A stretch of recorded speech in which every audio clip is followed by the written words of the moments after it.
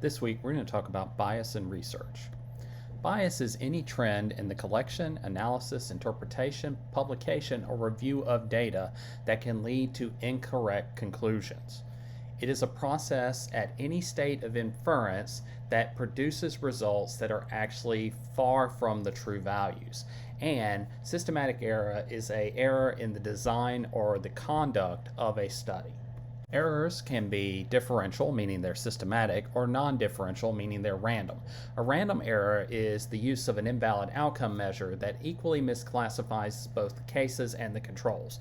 A differential error is the use of invalid measures that misclassifies cases in one direction and misclassifies controls in another. The term bias refers to those differential or systematic errors. Chance is caused by random error. Bias is caused by systematic error. In the long run, if you have a big enough sample size, you can cancel out any errors from chance. But you cannot cancel out errors from bias, no matter how big your sample size is. Chance will lead to imprecise results. Bias will lead to inaccurate results.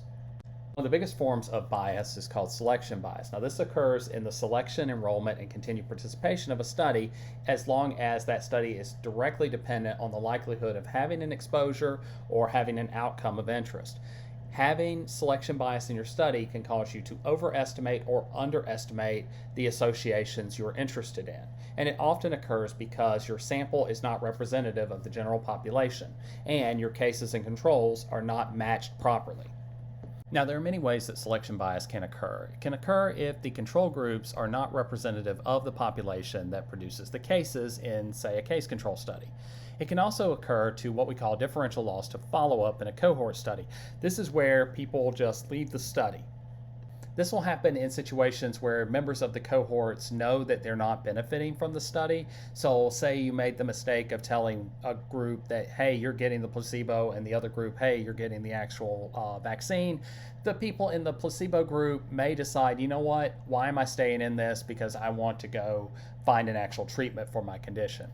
It can also occur if you have too much refusal, non-response, or even agreement to participate. This is called self-selection, and we're going to talk about this in a second. It can occur if you are using a general population as a comparison for an occupational cohort study, the healthy worker, we'll talk about that in a couple of slides, or if you have a referral or diagnosis of subjects that is differential.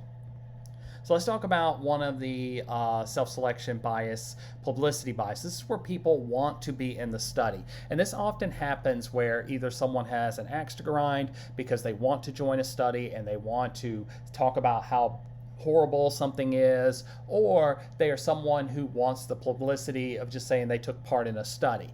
Basically, this happens when you have a study that you're doing, it makes media attention, and suddenly people contact you and say, hey, I was exposed to this, I want to be in your study. So for example, in a study of leukemia, we found that 82% of the participants were traced by investigators, but 18% of those who participated were joined after the study was made public, and they may have over-bias the sample by increasing the rates of leukemia, because they may not have actually been people who were exposed, they were just people who wanted to be in the study to get a treatment.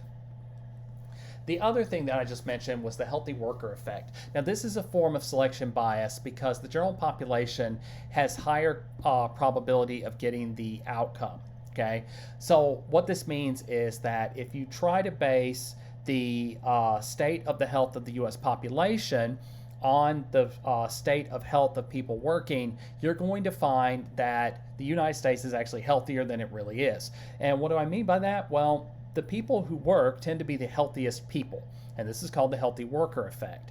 Now, the employed workforce will have lower rates of disease and lower rates of mortality than the general population because people who are sick tend not to work. There's also loss to follow-up or withdrawal bias. Now, this is where individuals just stop coming. You see this in longitudinal studies. It can happen because people die. That's one way that you lose in the follow-up. It can happen because people moved and they didn't tell the researchers where they moved. It can happen because people just decide they don't want to do it anymore and they just stop. There's also this thing called prevalence incident bias. Now, this occurs when the exposure disease relationships are related to the prevalent cases. So, in one of these phenomena, you have a situation where a person is diagnosed with a disease and then they suddenly change their habits that actually cause the disease to happen. So, think about smoking and lung cancer. If you wanted to study like people with lung cancer currently diagnosed, you would probably find that most of them don't smoke anymore, right? Because they changed their behavior once they were diagnosed with the disease. In another one, we have the situation where survivors of a condition are the ones who are being studied, and they may not actually be typical of those of the exposure status, and so they misrepresent the effects. The self-selection bias is the last one, and this is where you let people sign up for the study and sign up for whether or not they get a treatment or they get a placebo. So, for instance, let's say you want to determine the prevalence of HIV, and then you ask for volunteers. You find no HIV. Can you conclude that there is no HIV in this location? No, because the people who are most likely to volunteer for your study are people who know they don't have HIV. People who have HIV may be afraid to sign up because they are afraid of the stigmas if other people found out, so they won't volunteer for this study.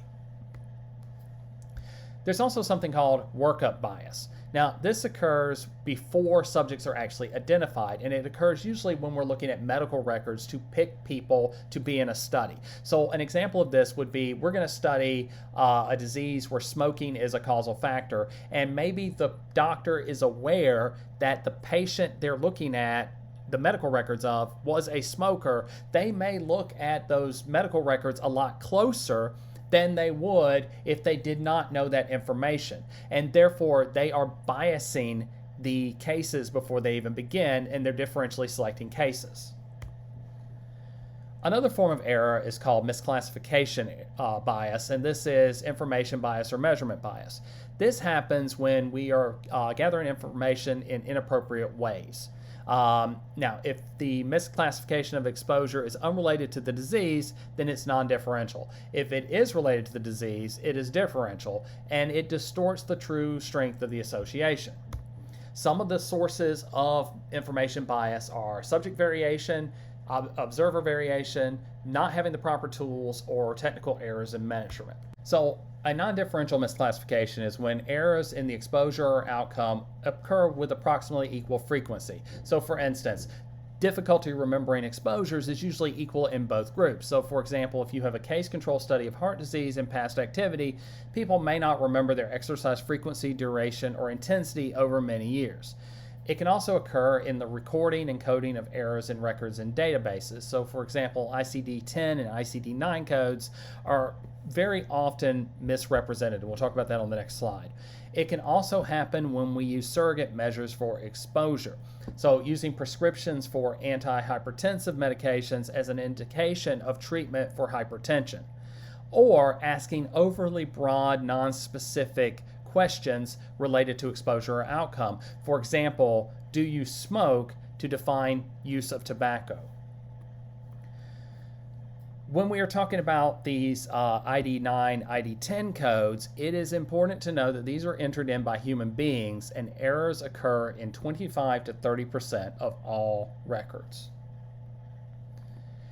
Misclassification, according to non-differential means, occurs very often, and what it does is it actually pushes the findings towards the null, meaning that there are no differences between groups. So it means you're less likely to find a difference between your control and case because of this non-differential misclassification. Recall bias is the most common form of misclassification bias. This is where those exposed to something that have a negative outcome are more likely to remember with greater detail the exposure.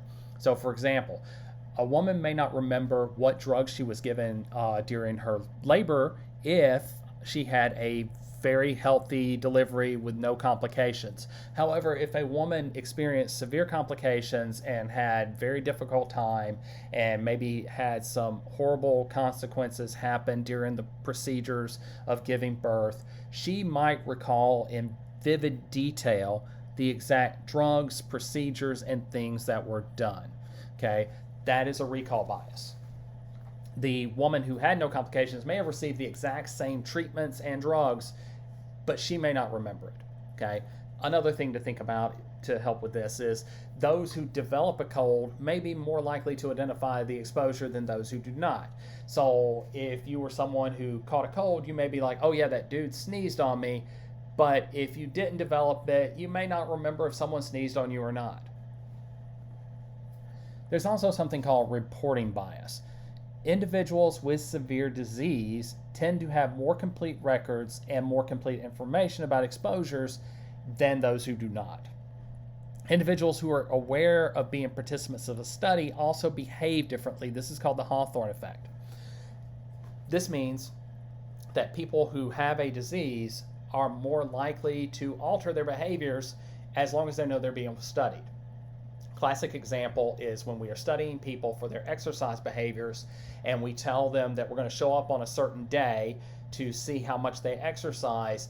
Those participants will exercise more than they normally would. Okay, they will do more and harder frequencies, more reps, whatever it is, than if they did not know they were going to be observed that day. The way that you control for this is one of two major forms. One is in blinding, so this prevents the investigators and interviewers from knowing who's a case and who's a control, or who's exposed and who's not exposed. The other way is making sure that the way that you ask questions and the way that you present questions is accurate and less intimidating. So one of the types of bias that comes out of information bias is interviewer bias and reporter bias, where either the interviewee is biased against the interviewer or vice versa. And so making sure that the questions are asked the same way, that the person is comfortable and allowed to speak, and that you're using a monotonous tone that is not judgmental, can get more information out of people, and you may eliminate some of those forms of bias. The last one we're going to talk about today is confounding. Now, we've talked about confounding variables a few times this semester, most specifically when we talked about the spurious writing assignment. A confounding variable is called a confusion of effects, and this is where there's an apparent effect of the exposure of interest that is being distorted because there is some other factor that is not being accounted for causing the effect. Now, this distortion can be large and lead to a large overestimation or underestimation of the effect, and it can change even the direction of the effect. To be a confounding factor, two conditions must be met. First, it has to be associated with the exposure without being the consequence of the exposure. And second, it has to be associated with the income independently of the exposure. All right, we're going to end with how do we kind of prepare and stop confounding. So one of the easiest ways to reduce or minimize or eliminate confounding is to randomize everything in your study. So this means making sure that the confounders are equally distributed among all groups. And as I've mentioned before, age, race, and gender are your most common confounders. Another way is through matching that we talked about in earlier weeks. That will also reduce it.